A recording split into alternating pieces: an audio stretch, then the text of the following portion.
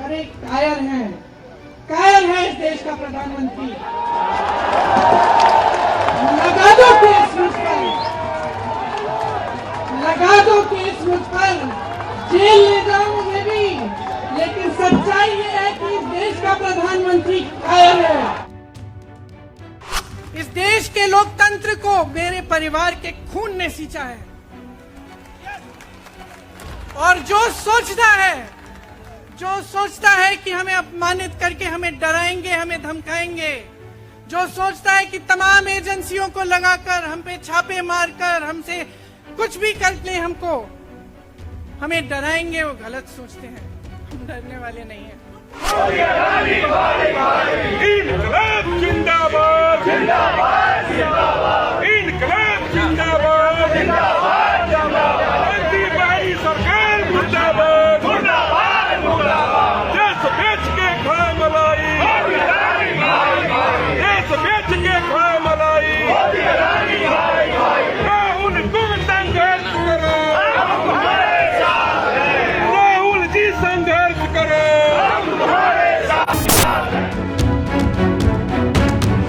कांग्रेस के पूर्व सांसद राहुल गांधी की संसद से सदस्यता रद्द होने पर कांग्रेस पार्टी को बड़ा झटका लगा है। 2024 के आम चुनाव से पहले भारतीय जनता पार्टी के सामने मजबूती के साथ मैदान में उतरने की तैयारी कर रही कांग्रेस के लिए ये एक बड़ी मुसीबत बनकर सामने आई है। देश भर में कांग्रेस कार्यकर्ताओं में इसको लेकर काफी ज्यादा नाराजगी देखी जा रही है। देश के अलग अलग हिस्सों में कांग्रेस की ओर से केंद्र सरकार के खिलाफ नारेबाजी और प्रदर्शन किए जा रहे हैं।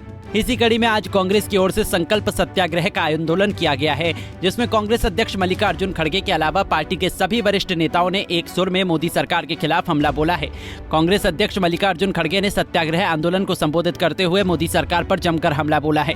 उन्होंने कहा कि मोदी जी हमको कमजोर समझ रहे हैं, लेकिन अगर अहंकार में वो हमको कुचलने की कोशिश करेंगे तो उसका मुंह तोड़ जवाब दिया जाएगा। बीजेपी सरकार और मोदी जी खास करके हमारे को कमजोर समझ रही है। अगर कोई व्यक्ति अहंकार से हमारे को कुचलने की कोशिश करता है तो उसका मुंह तोड़ जवाब देने का भी हमारे पास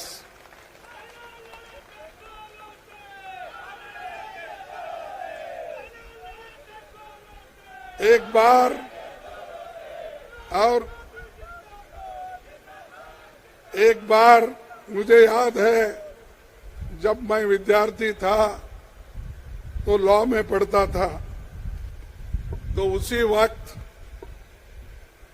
ये पाकिस्तान का युद्ध हो रहा था। तब लाल बहादुर शास्त्री जी ने एक बात कही थी, हमें कमजोर मत समझो, हमारे पास वो शक्ति है, ईंट का जवाब पत्थर से देंगे।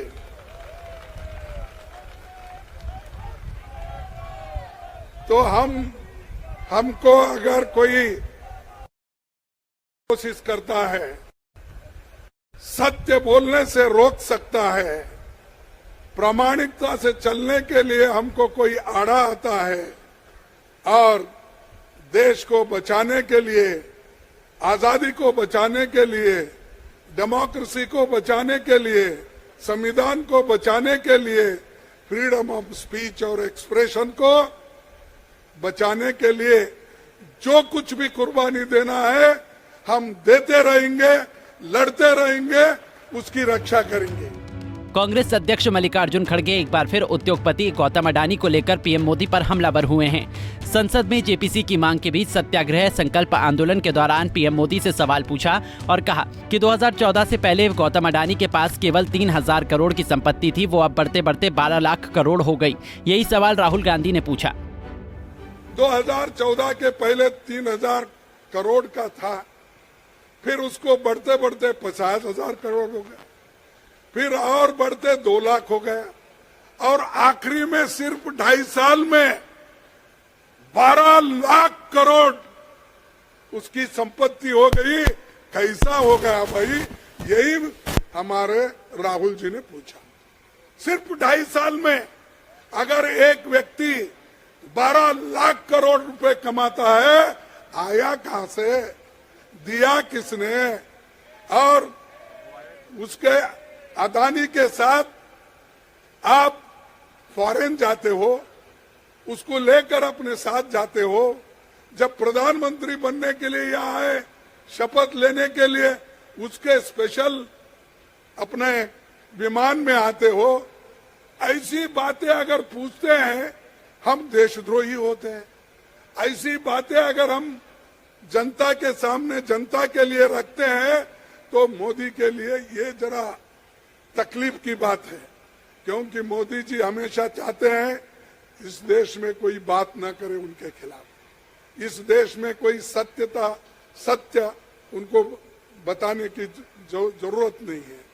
इसीलिए राहुल जी एक बात कहे, मैं तो किसको डरूंगा नहीं और सत्य से चलूंगा, गांधी जी के मार्ग पे चलूंगा और अहिंसा से लड़ूंगा, अहिंसा के तरीके से लड़ूंगा। कांग्रेस सांसद अधीर रंजन चौधरी ने केंद्र की मोदी सरकार पर हमला बोलते हुए कहा, पूरा देश अब राहुल गांधी के समर्थन में खड़ा होने लगा है। पीएम मोदी का जाना तय हो गया है, सारा विपक्ष एक हो गया है, इसलिए देश की सत्ता से पीएम मोदी को अब जाना ही होगा। राहुल गांधी जी की समर्थन में एक नए तरीके से लहर पैदा हो चुके हैं। राहुल गांधी की समर्थन में सारे हिंदुस्तान में एक लहर पैदा हुए हैं। लोग राहुल गांधी जी को समर्थन करने लगे हैं। हमारे सारे विपक्ष एकजुट हो चुके हैं। इसका मतलब आज नहीं तो कल हिंदुस्तान की सत्ता से मोदी जी आपको चले जाना तय हो रहे हैं। आप निश्चित रहिए, ये अहंकार हिंदुस्तान के लोग बर्दाश्त नहीं करेंगे। क्या इल्जाम लगाए हैं आप? राहुल गांधी जी लंदन में जाकर देशोद्रोही की बात की है। हाँ, मैंने कल एक अवार्ड लेने गए थे प्रोग्राम में, मैंने वहां एक बात रखे थे। क्या रखे थे जानते हैं? मैंने कहा criticism against the government should not be constitute as a conspiracy against a country. हम लोकतंत्र में रहते हैं, ये हमारा फर्ज बनते हैं लोगों की समस्याओं को, लोगों की दिक्कतों को, लोगों की गुस्से को सारे सदन पे लाए और वहां सरकार को ध्यान आकर्षण करने के लिए हमें ये सदन के अंदर जो अवसर मिलते हैं उसको सही सलामत इस्तेमाल करें, ये हमारा फर्ज बनते हैं।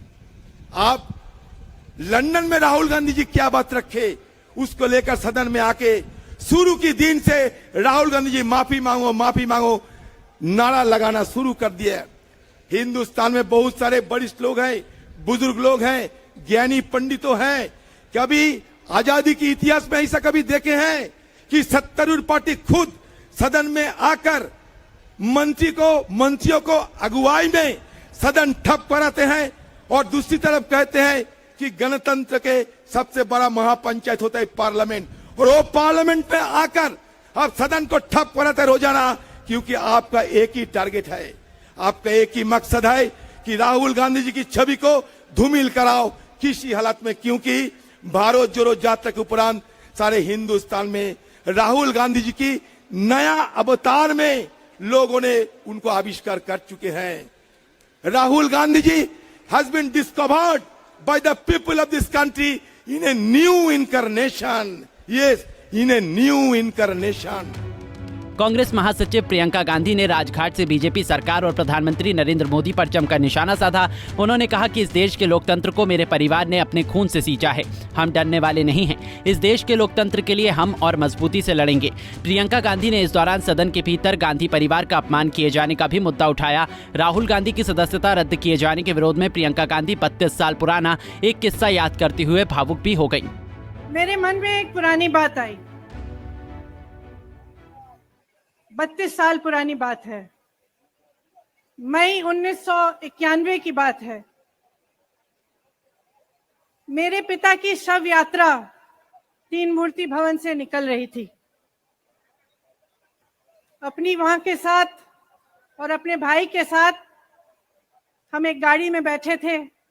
सामने भारतीय सेना की एक ट्रक थी, फूलों से लदी हुई थी, उसके ऊपर मेरे पिताजी का शव था। थोड़ी देर काफिला चला 5-10 मिनट चला, फिर राहुल कहने लगे मैं उतरना चाहता हूं।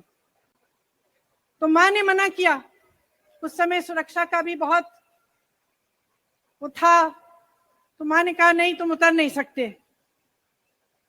राहुल ने जिद की, नहीं मैं उतरूंगा। मैंने मां से कहा मां उतरने दो। राहुल गाड़ी से उतरा, उस सेना की ट्रक के पीछे खड़ा होके चलने लगा और 3 मूर्ति से लेके कड़ी धूप में अपने पिता के जनाजे के पीछे पीछे पैदल चलते चलते चलते चलते यहां पहुंचा। इस जगह से कुछ 400-500 गज दूर यहां पर मेरे शहीद पिता के अंतिम संस्कार मेरे भाई ने किए।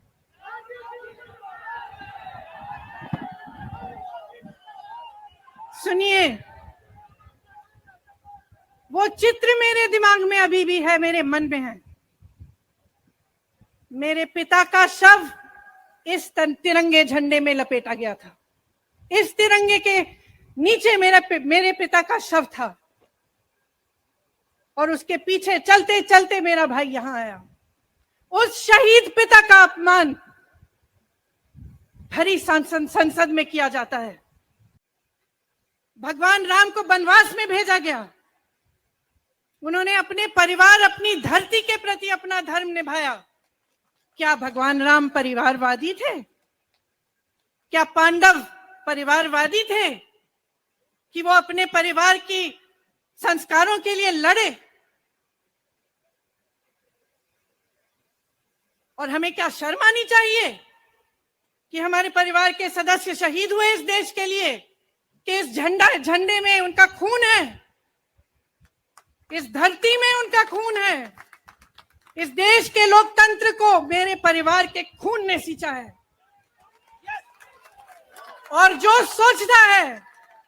सोचता है कि हमें अपमानित करके हमें डराएंगे, हमें धमकाएंगे, जो सोचता है कि तमाम एजेंसियों को लगाकर हम पे छापे मारकर हमसे कुछ भी कर ले, हमें डराएंगे, वो गलत सोचते हैं। हम डरने वाले नहीं हैं। हम और मजबूती से लड़ेंगे। हम इस देश के लोकतंत्र के लिए कुछ भी करने के लिए तैयार हैं। इस देश के लोकतंत्र को, इसकी नींव कांग्रेस पार्टी के महान महापुरुषों ने डाली है। Bureau report, Punjab Kesari TV. हमसे जुड़े रहने के लिए हमारे YouTube चैनल को सब्सक्राइब करें और नई वीडियो की नोटिफिकेशन के लिए बेल आइकॉन को दबाएं।